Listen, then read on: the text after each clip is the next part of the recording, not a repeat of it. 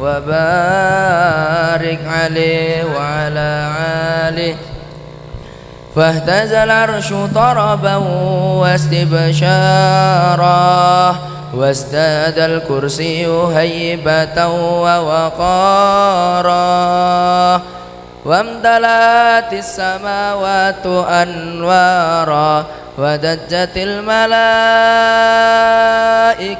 تهليلا وتمجيدا واستغفارا سبحان الله والحمد لله ولا إله إلا الله والله أكبر سبحان الله والحمد لله ولا إله إلا الله والله أكبر سبحان الله الحمد لله ولا إله إلا الله أكبر. ولم تزل أمه ترى أنواء من فخره وفضله إلى نهاية تمام حمله فلما استدت في الطلق بإذن رب الخلق وضعت الحبيب صلى الله عليه وسلم ساجدا شاكرا حامدا كأنه البدر في تمام صلى الله على محمد صلى الله عليه وسلم صلى الله على محمد صلى الله عليه وسلم وصل على سيدنا محمد. يا نبي سلام عليك يا رسول سلام عليك يا حبيب سلام عليك صلوات الله عليك الله يا نبي سلام عليك يا رسول سلام عليك يا حبيب سلام عليك صلوات الله عليك.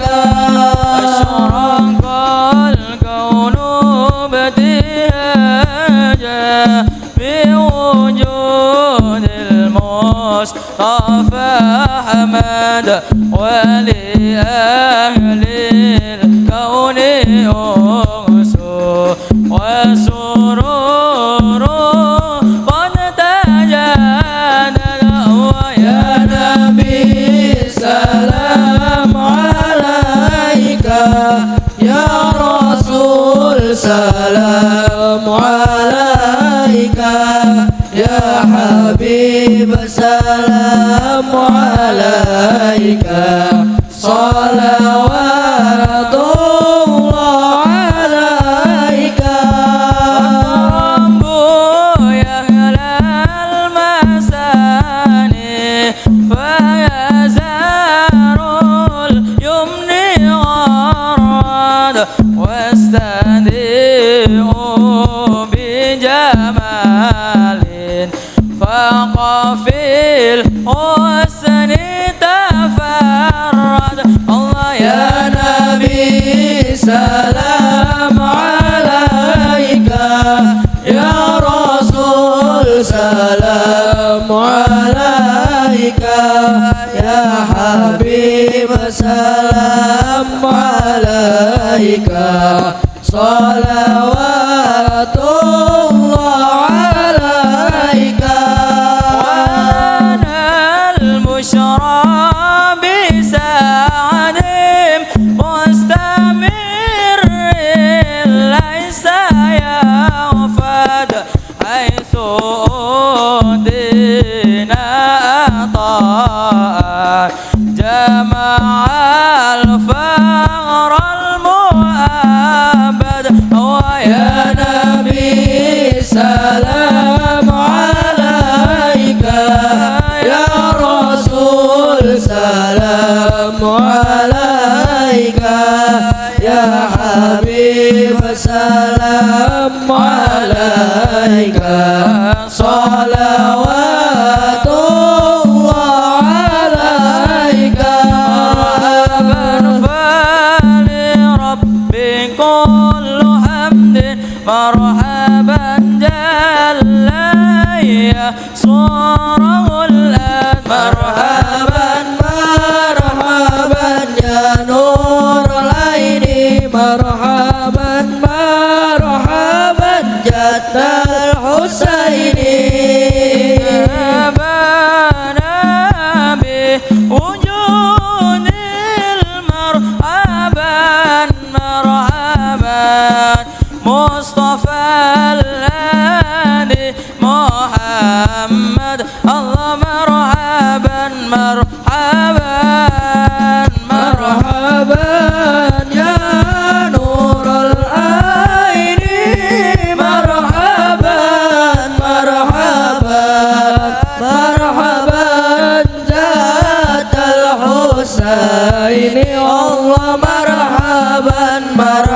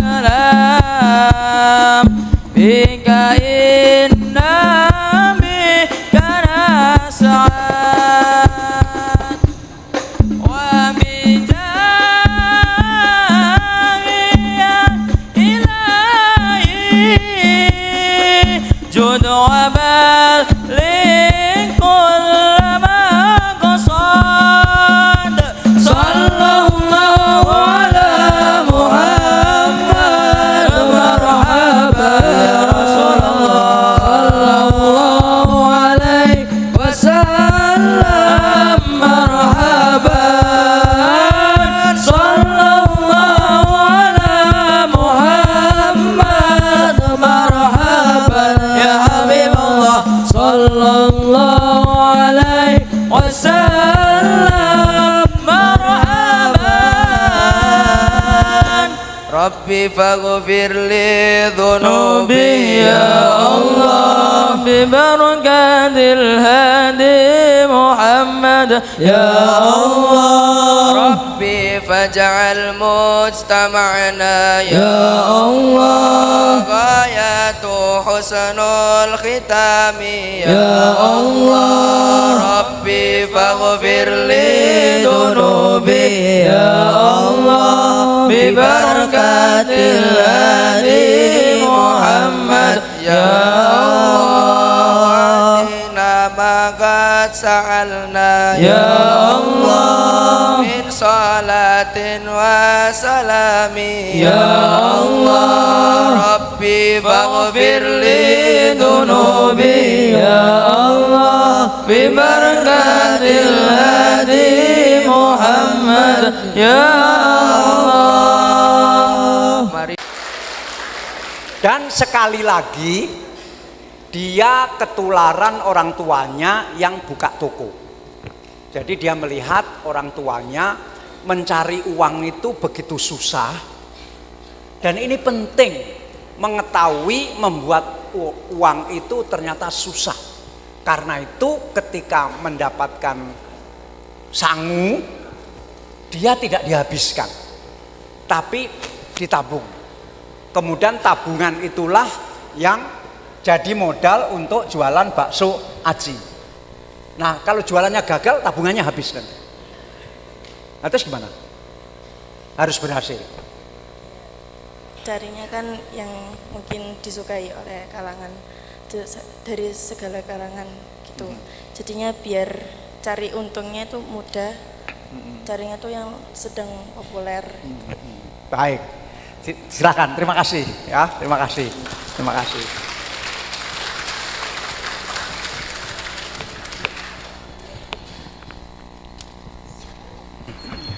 Jadi umur berapa sebaiknya mulai jadi pengusaha? Tidak ada pedomannya. Tidak ada pedomannya.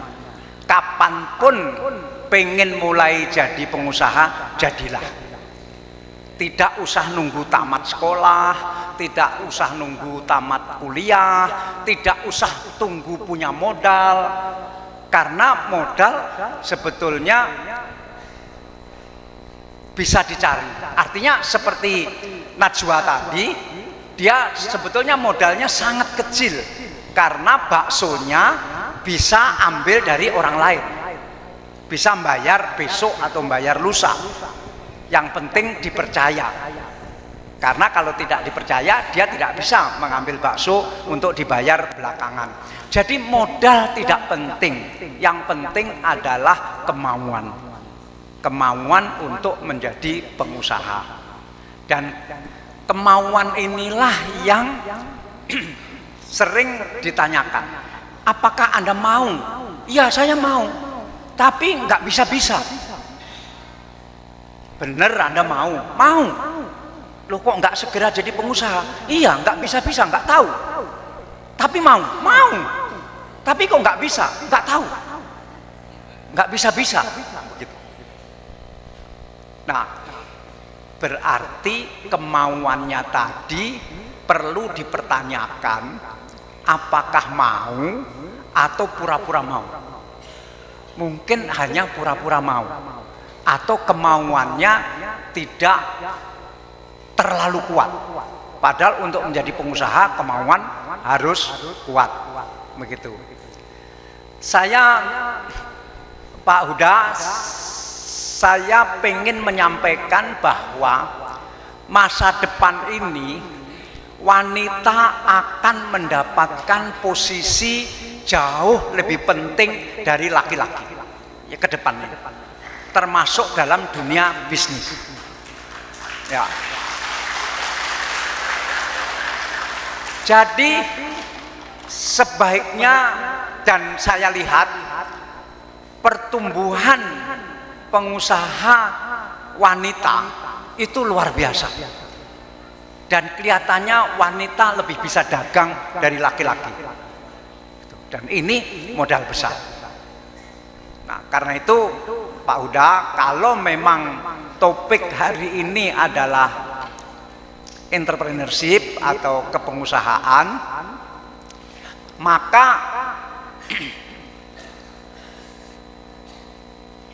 saya agak sulit menjelaskan.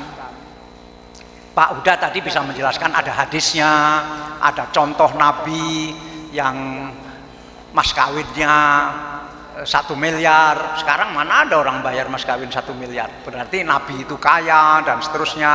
Tapi kenapa umatnya tidak mau kaya? Itu Pak Huda bisa menjelaskan. Saya tidak bisa menjelaskan. Tetapi kelemahan terbesar dari kita untuk bisa menjadi pengusaha adalah pertama kemauan tadi, kedua kita ini sulit apa yang disebut fokus. Anak-anak muda dari golongan Islam lebih senang jadi tim sukses daripada berusaha. Dan menjadi tim sukses itu, menjadi tim sukses itu lawan dari menjadi pengusaha. Kenapa? Menjadi pengusaha itu diperlukan tanggung jawab yang sangat besar. Karena apa? Uangnya bisa hilang. Kalau rugi, uangnya bisa hilang. Tapi tim sukses tidak perlu bertanggung jawab. Ya kan, nggak perlu. Kalau misalnya yang disukseskan nggak sukses kan nggak apa-apa. Dia nggak kehilangan apa-apa. Begitu. Nah, ini yang membuat minat kepada politik lebih besar daripada minat menjadi pengusaha. Ini musuh kita. Ini kenyataan bagaimana anak-anak muda kita lebih tertarik menjadi tim sukses daripada menjadi pengusaha. Karena menjadi tim sukses itu mudah sekali. Pertama, nggak perlu ada tanggung jawab. Kedua, uangnya orang lain. Ketiga, Kalau gagal pun tidak apa-apa. Keempat, bisa menipu. Tim sukses bisa menipu. Menipu siapa saja. Tapi pengusaha tidak bisa menipu. Jadi pengusaha itu memang sulit. Tetapi Pak Huda tadi sudah mengatakan, kalau tidak ada di antara kita yang banyak menjadi pengusaha, nanti ruhul jihad dalam Islam ini sebetulnya akan sangat sulit begitu. Nah, saya karena datang dari keluarga tarekat saya Satariyah, itu minoritas sekali, tapi ya mutabaroh menurut daftarnya. Karena apa? Karena mursyid kami itu meninggal dunia ketika masih belum menikah, jadi belum punya anak, tidak sempat mewasilahkan itu kepada putranya, begitu. Dan waktu itu mursyid kami dibunuh oleh PKI, dan mursyid-mursyid kami yang lain juga semua dibunuh oleh PKI, dimasukkan sumur hidup-hidup, meninggal, sehingga pesantren kami tidak banyak lagi yang orang dewasa. Nah, dalam masalah tauhid, kita ini kan harus bertauhid, ya kan, harus bertauhid. Inti dari tauhid adalah mengesakan, tidak menduakan, tidak mentigakan, tidak mengempatkan. Itu inti dari tauhid. Inti dari tauhid adalah mengesakan. Inti dari mengesakan itu adalah fokus. Fokus itu bahasa Jawanya meligi, artinya fokus hanya kepada itu. Nah, bisnis itu sebetulnya ada tauhidnya tersendiri, yaitu tauhid bisnis. Orang yang belajar menjadi pengusaha harus fokus hanya di bidang usahanya itu. Tidak boleh dirangkap menjadi tim sukses, tidak boleh dirangkap menjadi politisi, tidak boleh dirangkap menjadi guru, tidak boleh dirangkap menjadi pengusaha, menjadi pengacara, tidak boleh. Dia harus siang malam memikirkan usahanya itu. Ini yang saya namakan tauhid pengusaha atau tauhid bisnis. Tidak ada orang bisnis yang pikirannya kemana-mana, tidak ada. Bahkan seperti Najwa tadi, nanti kita akan lihat Najwa itu akan terus jualan bakso aci atau akan pindah bisnis.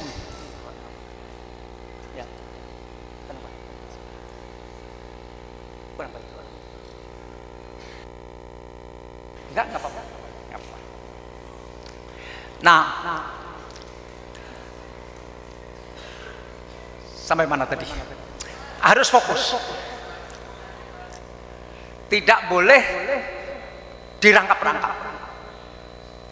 Bahkan pilihan bisnis pun hanya boleh satu dalam kurun waktu tertentu. Saking fokusnya. Jangan belum pengen bisnis ini supaya kelihatan bisnisnya banyak. Enggak boleh. Harus satu ini ditekuni dengan tekun sampai berhasil. Ketika saya mengucapkan begini, banyak orang yang bertanya, kok Pak Dahlan bisnisnya banyak sekali? Apa enggak bertentangan dengan teori fokus ini? Begitu. Kan orang kenal bahwa perusahaan saya banyak sekali. Apakah enggak bertentangan dengan yang saya ucapkan harus bertauhid tadi? Anda tidak boleh bertanya begitu sekarang. Anda boleh bertanya begitu ketika saya masih muda. 10 tahun saya memulai bisnis, saya hanya memikirkan satu usaha selama 10 tahun. Jadi tidak punya perusahaan kedua, ketiga, enggak punya. Khusus 10 tahun hanya mengerjakan itu sampai tahu detail-detailnya, sampai berkembang, sampai kuat. Begitu. Jadi kalau sekarang saya ditanya, kok Pak Dahlan katanya harus fokus, kok sekarang perusahaannya banyak sekali. Nah, kalau Anda tanya sekarang, jawaban saya mudah. Ya, saya kan sudah makrifat, gitu. Artinya makrifat bisnis. Sudah lulus dari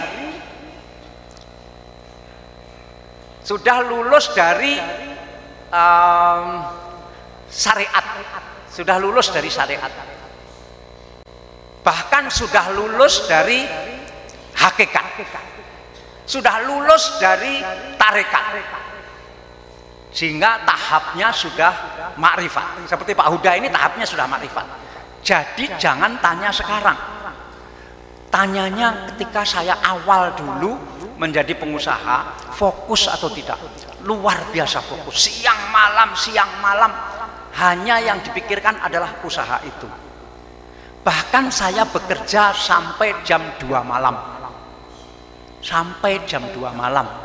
Kadang-kadang waktu saya pada jam 2 itu masih di pabrik atau masih di kantor, saya sering merenung juga. Kok saya jam sekian masih di pabrik ya? Terus gimana ya ini? Hidup ini gimana? Saya sering begitu.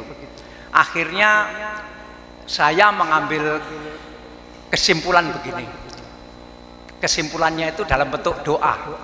Ya Allah, saya jam 2 malam masih di pabrik, masih di kantor. Mudah-mudahan Allah menerima, inilah qiyamul lail saya. Inilah qiyamul lail saya.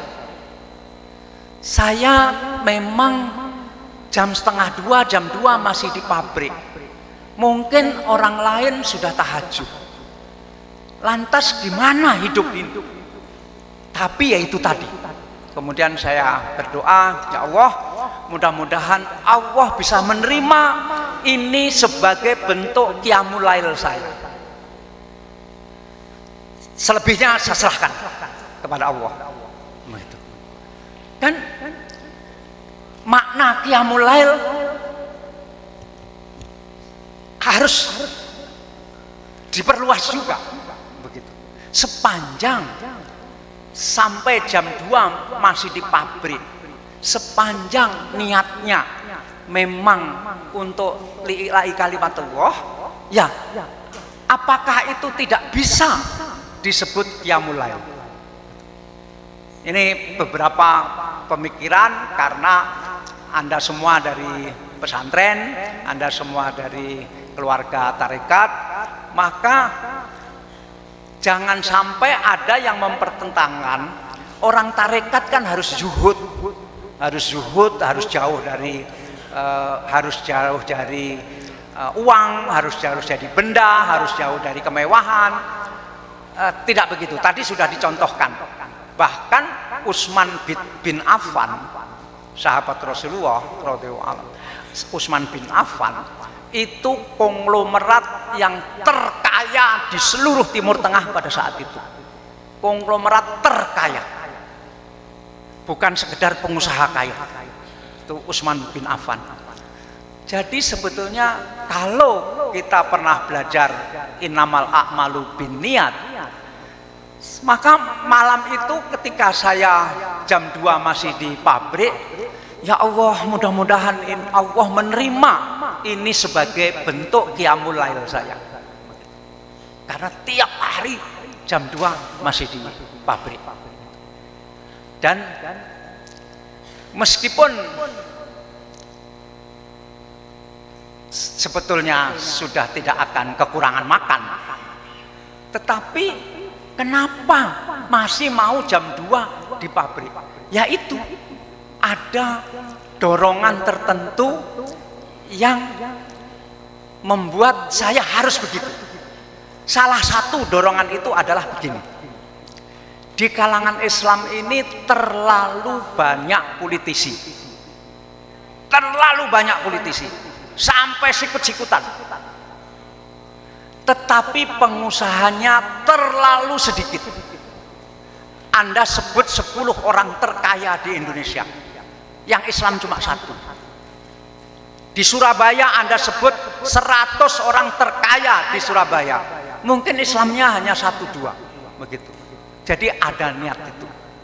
Ada niat agar tidak seperti itu lagi.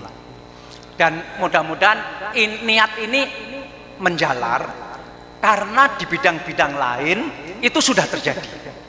Di bidang lain itu begini.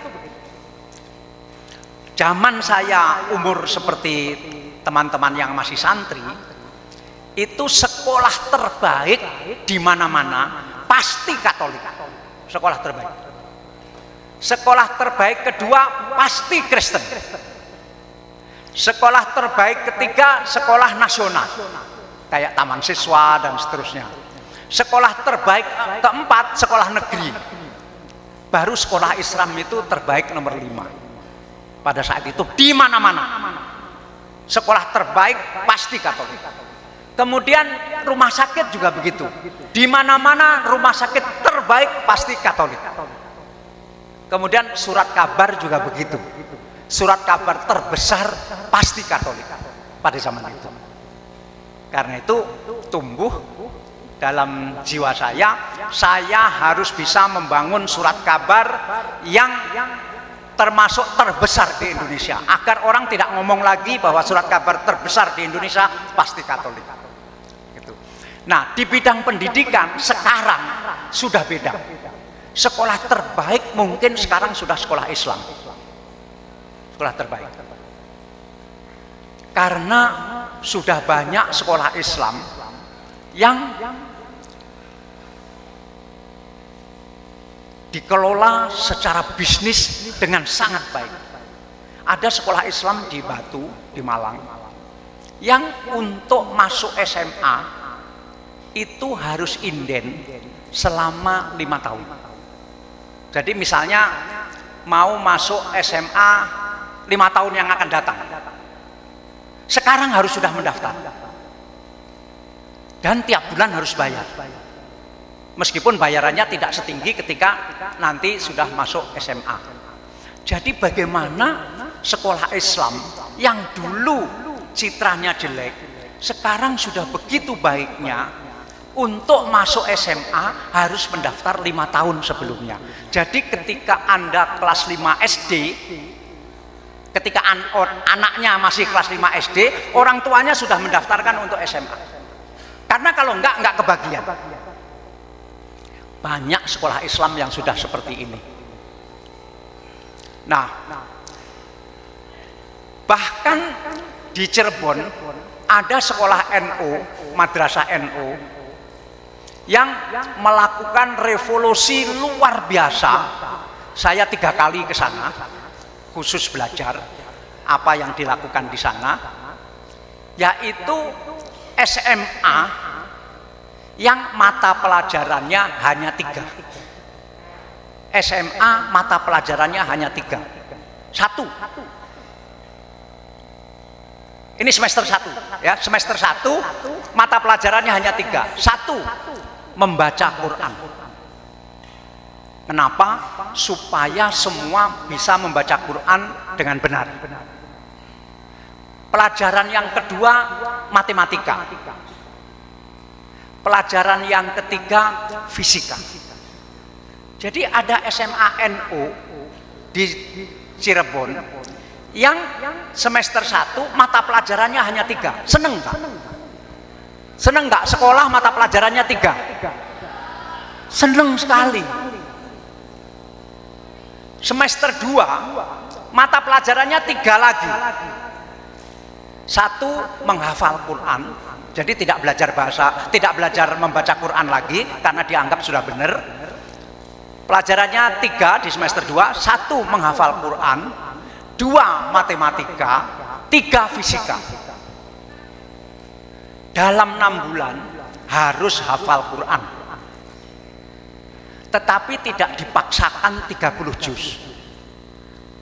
Yang hebat-hebat bisa hafal 30 juz, ada yang hafal 20 juz, ada yang hafal 20 juz, ada yang hanya bisa hafal 5 juz. Tidak apa-apa.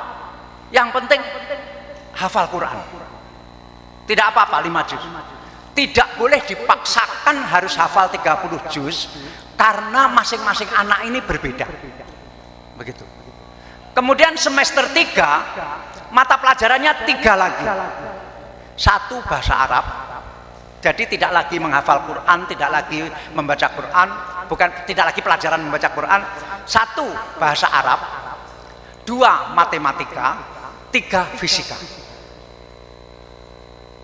Semester 4 mata pelajarannya 3 lagi. 1 bahasa Inggris, 2 matematika, 3 fisika.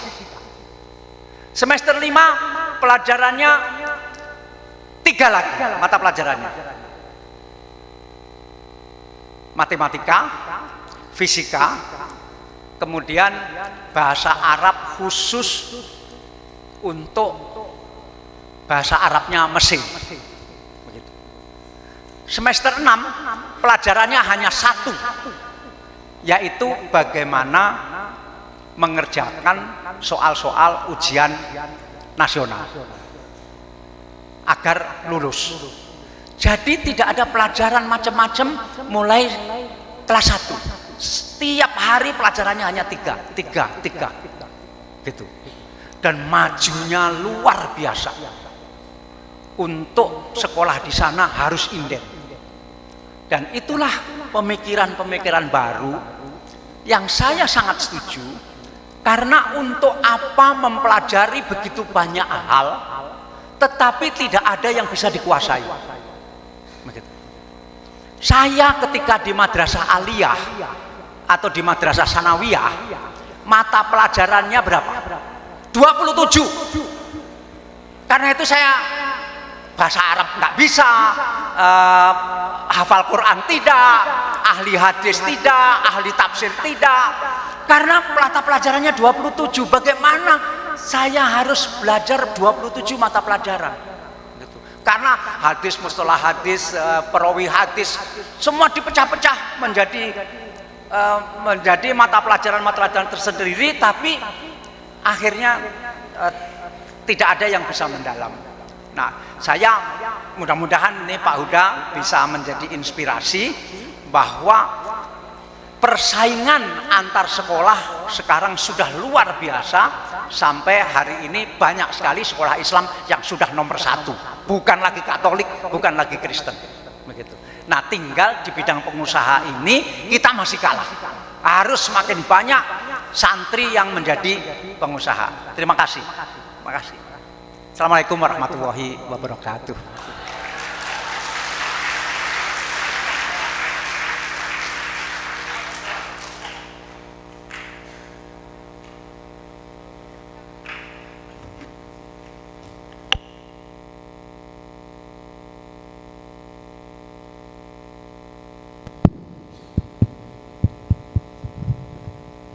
Kami persilakan kepada seluruh peserta Halaqah Entrepreneur untuk bertanya, menanyakan sesuatu 1-2 hal. Silakan.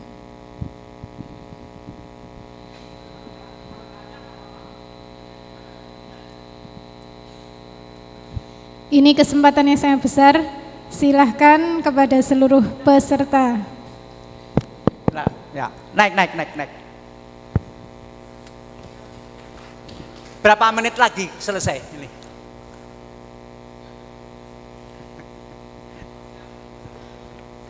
Ya.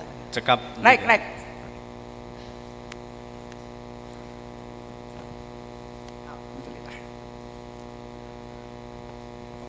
Assalamualaikum warahmatullahi wabarakatuh. Nama saya Maksum.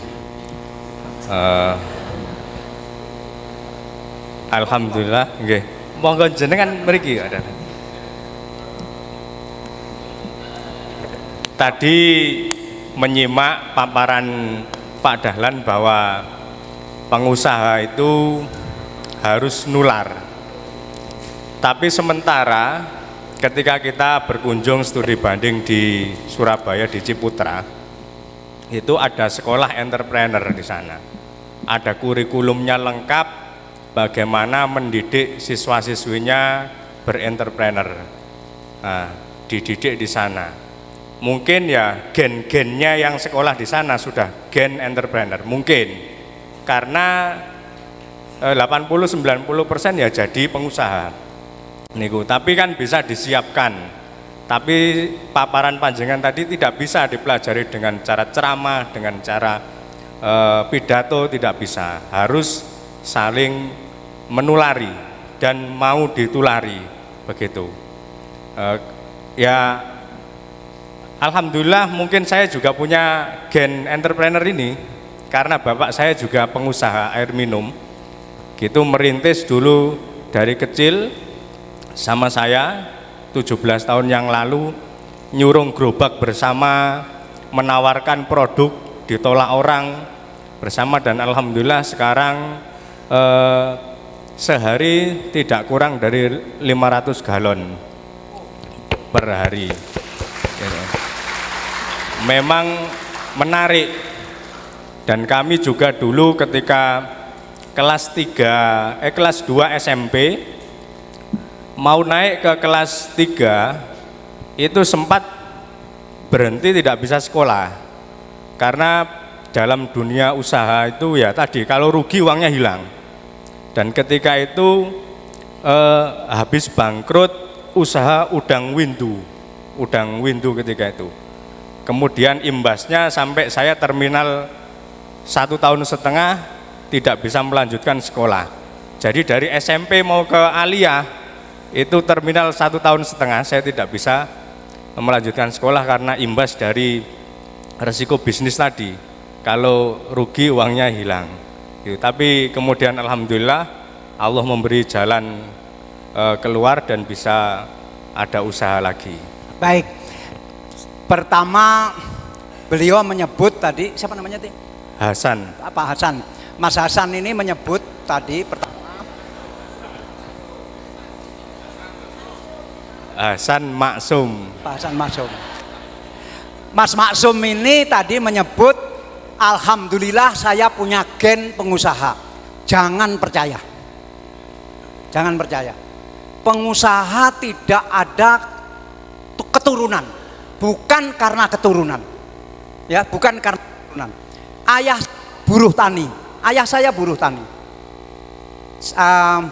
Buruh tani dan cantriknya Mursyid Satariah, begitu. Nah, saya bisa jadi pengusaha. Banyak sekali yang anaknya pegawai bisa jadi pengusaha. Gen tidak ada. Tetapi kenapa Mas Maksum jadi pengusaha? Karena ketularan. Ketularan itu tidak disadari. Dan ketularan yang baik justru ketika tidak sadar itu. Al ilmu nurun. Ilmu itu nular. Al ilmu nurun. Turun. Itu satu. Kedua, beliau tadi mengatakan sekolahnya pernah terputus karena bangkrut, karena orang tua bangkrut, karena udang windu. Bedanya pengusaha dan bukan pengusaha adalah ketika bangkrut berusaha bangkit lagi. Ya, ingat. Pengusaha itu ketika jatuh dia bangkit lagi. Mungkin orang yang bukan pengusaha jatuh dia dianggap takdir. Kenapa waktu itu tidak dianggap takdir saja? Kenapa bangkit lagi? Kenapa? Ya karena dalam ajaran kita tidak boleh putus asa. Nah, hebat. Tepuk tangan, hebat. Ya. Jadi betapa tafsir ini mengandung makna-makna yang berbeda. Ada orang yang jatuh tidak mau bangkit dengan mengatakan sudah takdir saya. Ada orang yang jatuh bangkit, agama mengharuskan ikhtiar. Itu bedanya pengusaha dan bukan pengusaha. Satu menganggap takdir, satu menganggap harus ada ikhtiar. Saya minta maaf, sekarang ini lagi jatuh. Seperti yang dialami beliau ini sekarang ini. Pertama karena Covid, kedua karena harga batu bara 5 kali lipat dari normal. Saya sekarang lagi jatuh. Tapi apakah Anda melihat saya lagi sangat bersedih? Ya, saya sangat bersedih di dalam hati. Tetapi nggak boleh saya tampakkan. Saya dalam 2 tahun ini, Pak Huda, saya rugi, saya mengalami kerugian 2 triliun rupiah dalam 2 tahun. Dalam 2 tahun ini. Seharusnya saya sudah stroke memikirkan itu. Di umur 72 tahun sekarang ini perusahaan saya rugi 2 triliun. Dan itu uang sungguhan. Begitu. Tapi harus bangkit. Harus bangkit. Dan alhamdulillah minggu lalu tanda-tanda bangkit itu sudah sangat kelihatan. Alhamdulillah. Tapi ketika lagi jatuh yang luar biasa itu, apakah ada keinginan mengatakan ya sudah takdir saya? Enggak ada. Harus berusaha bangkit lagi. Harus bisa gitu. Harus bisa. Ini anak-anak saya cek, Mahat bisa. Semoga Allah memberi kemudahan. Amin, amin, amin. Ya, kemudian tadi yang untuk kurikulum, bisakah pengusaha dirancang di kurikulum sekolah? Ah ya, betul sekali. Tadi saya lupa. Sekolah Putra memang ada sekolah bisnis. Tetapi tidak hanya membaca buku dan tidak hanya mendengarkan guru. Dia terus diajari untuk istilahnya itu bilhal, mengerjakan. Jadi siswa itu sudah harus dagang. Siswa sudah harus dagang. Di samping yang disampaikan beliau tadi betul, memang orang-orang tua mereka adalah umumnya pedagang semua. Bukan soal gen, mereka sudah tertular di rumahnya masing-masing. Kemudian sekolah itu dilengkapi dengan ilmunya, tapi bukan karena sekolah itu jadi pengusaha, tetapi menyampaikan sistematikanya begitu. Dan di sana kebetulan cucu-cucu saya sekolah di sana, itu memang sering sekali harus jualan. Jadi misalnya siswa itu tidak masuk kelas, harus jualan begitu. Dan harus laku berapa, nanti pada hari Minggu harus buka pasar, harus jualan. Jadi ada prakteknya dan ada targetnya. Misalnya tidak boleh rugi, misalnya dapat modal dari mana dan tidak boleh besar, kecil-kecil. Misalnya cucu saya itu harus jualan jagung goreng, tetapi jagungnya itu dipritili, disundui kayak sate gitu. Nah, ya terpaksa saya beli juga begitu supaya dia lulus gitu. Tapi bukan hanya itu, dia memang jualan sungguh-sungguh. Jadi memang di samping memang dia sudah tertular di keluarga masing-masing, bilhalnya dilakukan, tidak sekedar buku dan ajaran guru. Jualnya juga harus jualan beneran gitu. Jualannya beneran, bukan pura-pura. Ini anak-anak kita juga ada ekskul kewirausahaan. Jadi ya ada kalau ada event-event mereka membuat produk dan dipasarkan ke wali murid atau ke temannya sendiri. Yang penting jualnya beneran, bukan sandiwara. Saya tak bikin ini nanti kamu beli, bukan begitu ya. Jualnya jual beneran. Saya kira Pak Huda punya orang hebat seperti Pak Maksum ini. Dia sangat berbakat untuk menjadi mentor, ya. Pangestune. Jadi mentor yang bagus ya. Harus ada yang jadi mentor seperti ini dan jangan memanjakan. Ya. Siap. Ya, makasih. Terima kasih. Hebat. Oke. Selamat. Terima kasih. Selanjutnya yang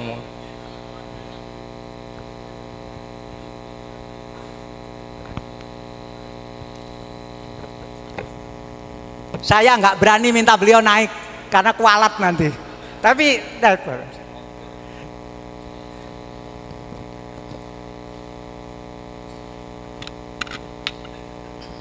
saya harus naik. Saya minta foto dulu. Enggak? Alhamdulillah.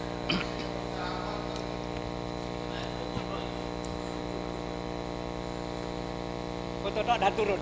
Alhamdulillah. Terima kasih. Cekap. Alhamdulillah, saya menganggap kalau 4 sehat 5 sempurna, tapi ini 4 sehat 5 foto. Foto niki ala tu taswir lid dakwah. Kula panggih Pak Dahlan Ihsan itu dari TV, dari foto, dari surat kabar. Alhamdulillah hari ini saya baru ketemu. Tak pepet terus kula pun selfie, Pak. Alhamdulillah kula Yusuf Afandi, sekretarisipun panjenenganipun Romo Kyai Huda datang Jatman Jawa Timur. Alhamdulillah saidik kula niru kalih perjuanganipun Pak Yai Huda yang baru saja pondoknya berdiri tahun pinten Pak Yai ini? Nembe kula 92. Masya Allah, tasik suketi tasik kata, pondok anak-anak juga masih kayu, sebagian tembok. Kula sampun berusaha Pak dodol jamu dari 92. Masya Allah saya terbalik karena tadi harus pakai keturunan, tapi kula mboten. Tapi penjan saya menjawab gak usah pakai keturunan. Bapak kula niku malah ngentek-ngenteki warisane tiyang sepuh. Bapak kula putranya kiai, cucunya kiai, nggih. Bapak kula mboten dadi kiai. Kiainya diberikan keponakannya, adik iparnya. Jadi Pak Lik kula adike bapak sing dados kiai khatalan. Bapak kula senengane dodol warisan, sawah, wit sawo, wit klopo didoli. Sedangkan kula kepingin mondok, Pak. Kepingin mondok pada waktu itu saya 12 saudara yang nomor 5. Ajenge mondok wis mboten enten napa-napa blas, Pak. Kula nek sekolah niku dijak ngunduh sawu dhisik diimbu. Bapak yang di depan pakai sepeda, kula megol, Pak. Itu sekolah MMP. Begitu kula kepingin mondok, putune kiai, mosok gak iso mondok. Lajeng kula mondok. Mondok niku melok-melok. Nggih sampai ten Darul Ulum. Saya saking Darul Ulum Jombang. Kemudian wis gak usah dikandak napa kaya melok. Bondong liwet. Pak Dahlan kula nyuwun solusi setelah saya karena dari Jombang ke Lamongan Bapak P3, Lamongan mayoritas Golkar, saya dikeluarkan di madrasah, dikeluarkan di takmir. Terus kula gel kawin karo anake wong sugih. Kawin anake wong sugih malah mboten oleh warisan, malah kula ngluku nyingkal ngarit dan sebagainya di Lamongan. Nyun sewu ngerasani wong Lamongan niki malian. Saya ingin buat pesantren karena saya cucunya kiai. Sekalipun Bapak tidak memberi ilmu, tidak mendanai kula mondok, kula jahit. Dari jahit itu kula saged membuat pondok pesantren, Pak. Panjang mangke walhasil saking saged bertahan itu dan kula jari wong tua biyen kapan wong iku groboh, napa groboh niku Pak?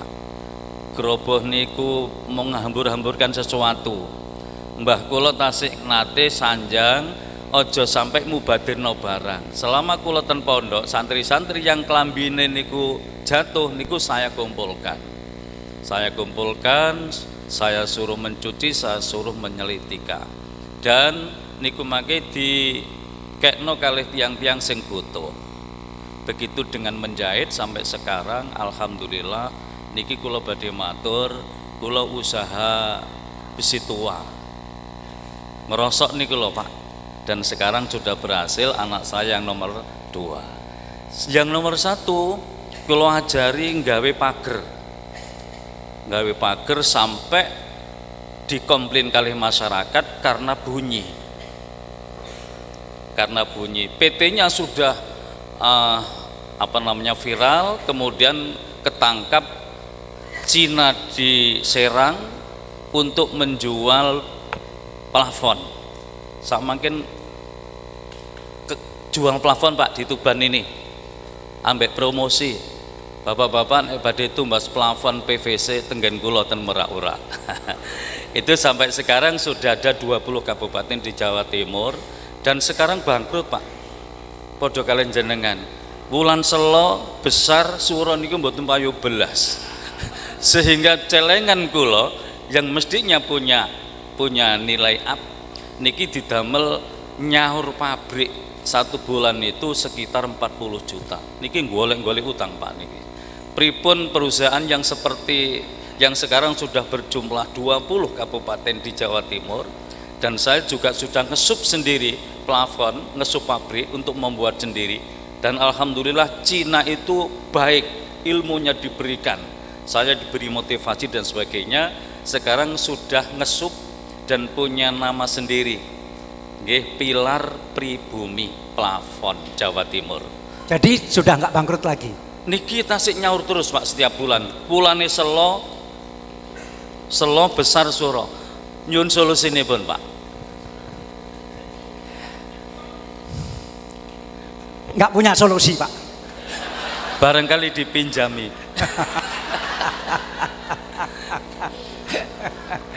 Kebetulan yang mau dipinjami sudah lagi rugi 2 triliun. Tapi ya begitulah bisnis. Turun naik, ya itulah bisnis. Cuma bedanya yang orang bisnis pasti bangkit lagi. Pasti amin. Ketemu jalan. Amin. Pasti ketemu jalan. Paling tidak solusi Pak, dipinjami. Ya. Dipinjami, kalau terlalu mudah meminjami nanti membuat tidak bisa bangkit. Gitu ya. Iya. Jadi harus dari usaha yang lebih keras. Kemudian nego dengan yang diutangi, pokoknya dicicil dan seterusnya, karena ya begitulah usaha. Atau barangkali ada kesalahan karena merasa punya uang, kemudian kita membeli misalnya di Tuban ada pembelian aset tanah misalnya, kemudian di Lamongan ingin mengembangkan pesantren dari kampung supaya ke Lamongan kota, kemudian kandas di situ. Apa itu termasuk kesalahan? Saya tidak tahu karena saya tidak mempelajari secara detail. Tapi kalau memang itu dianggap kesalahan, dan Bapak menganggap itu kesalahan, bagus juga. Karena menyadari bahwa ada kesalahan-kesalahan. Kemudian bagaimana memperbaiki kesalahan itu, termasuk misalnya kalau memang sudah ada aset, ya dijual asetnya, dijual untuk menutup kerugian. Seperti saya sekarang juga jualan Pak, saya jualan apa saja untuk menutup kerugian itu. Gitu. Nomor 2 yang harus saya sampaikan untuk umat ini Pak, saya 1 periode di Jatman, di samping menjadi koordinator lembaga LBM, Lembaga Batul Masail, saya diantarkan oleh para kiai di Jawa Timur untuk meneruskan majalahnya Habib Lutfi. Saya diarahkan ke sana karena bertentangan nama, ada Al-Wali, ada As-Sufi, sehingga saya diterno kali kiai-kiai Jawa Timur untuk menghadap Habib. Habib sebelum disampaikan oleh para kiai, wis majalahku Cahaya Hati Jakarta tutup wis wae gak ono sing ngerjakno. Iki sampean terusno. Alhamdulillah dengan diberi itu selama 5 tahun majalah kula berjalan Pak, majalah Cahaya Hati dalam pempretipun merangkap menjadi LPM. Alhamdulillah. Lajeng sak mangkin sampun kuatah Android, majalah itu kiai-kiai wis gak usah nyetak majalah. Nggih, betul. Wong gawe majalah yo gak payu. Nggih, leres menika leres. Kiai-kiai niku gelem maca tapi mboten purun bayar. Nggih, leres menika leres sangat, leres sangat. Sampai sekarang sudah 5 tahun ini masa Yai Ngadiyin kula mboten nyetak malih. Nggih. Untuk sekarang Menika leres sangat. Untuk sekarang kenal penyan Pak Dahlan Iskan yang saya tahu usahanya di Jawa Pos seperti itu, dan sekarang punya majalah lagi yang baru dan viral seluruh dunia. Bagaimana kalau saya nanti nitip majalah Supi Jatman ke Pak Dahlan? Digital lagi. Ye. Digital. Halo, wartawan saya juga datang ini. Ya, digital kan? Digital ya. Sudah. Ya, gampang niku. Nggih. Nggih. Alhamdulillah. Nggih. Nggih. Nggih. Namung niku. Nggih. Nggih. Donga dinonga nggih. Donga dinonga kula nyuwun donga jenengan. Nyuwun pangestunipun saged bangkit malih jenengan inggih makaten. Sami-sami. Tapi ingkang jalanaken perusahaan Gini Bapak. lari nem to, nggih to. Gini Bapak, santri tidak boleh ikut kerja. Iya. Khusus fokus ngaji wau. Iya, Oke. Lajeng itu misalnya di Tuban itu anak seputar Tuban, sopirnya, iya, tenaganya, adminnya. iya. Di sana juga begitu. Nopen niku salah. Mboten. Mboten wonten ingkang salah, mboten wonten ingkang bener. Dilakoni mawon, mengke menawi mboten berhasil berarti salah. Mboten mawon. Nggih, matur nuwun. Kula nyuwun bimbinganipun. Matur nuwun, nggih, sami-sami. Matur nuwun. Matur nuwun. Matur nuwun. Ya ini ibu-ibu. Satu lagi yang perempuan nggih, karena sudah siap.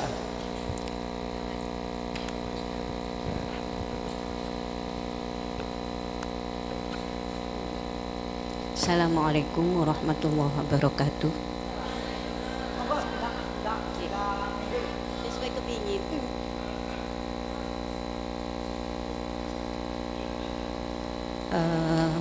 Kami sangat tertarik. Keranten insya Allah motivasi penjenengan dengan Romo Kiai adalah munasabah, muafik. Yang perlu kami tanyakan, satu, penjenengan sebagai entrepreneur ini mulai usia berapa? Sangat tertarik saya di situ. Kemudian yang kedua, masa ilut torikoh fi interpiden ila ma'rifat wa ilhatal hakikoh, niki munasabah dengan Romo Kiai tadi, bahwa ada tawaran dari Ibu Gubernur. Nah disitulah bagaimana himmah tul ulyah yang semacam demikian ini disignifikankan dengan para intelektual seperti penjenengan, Romo Kiai, untuk membesarkan umat, intinya di Jatman ini.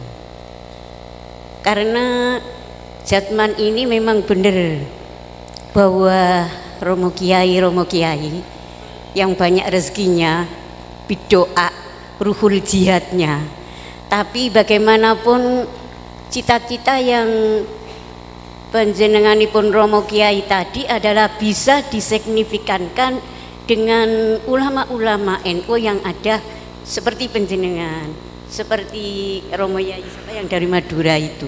Maka bagaimana untuk mencetak menuju 5 tahun ini ada satu nama tersendiri dalam arti itu membawa rahmatan lil alamin. Saya kira demikian. Assalamualaikum warahmatullahi wabarakatuh.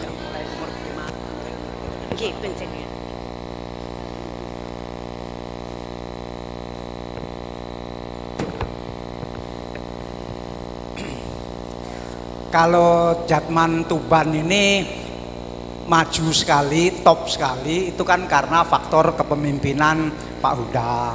Terus terang aja kan begitu, karena memang faktor leadership itu sangat menentukan, kepemimpinan itu sangat menentukan. Bahkan ada pelajaran begini, sebetulnya tidak ada negara kaya, negara miskin, itu tidak ada.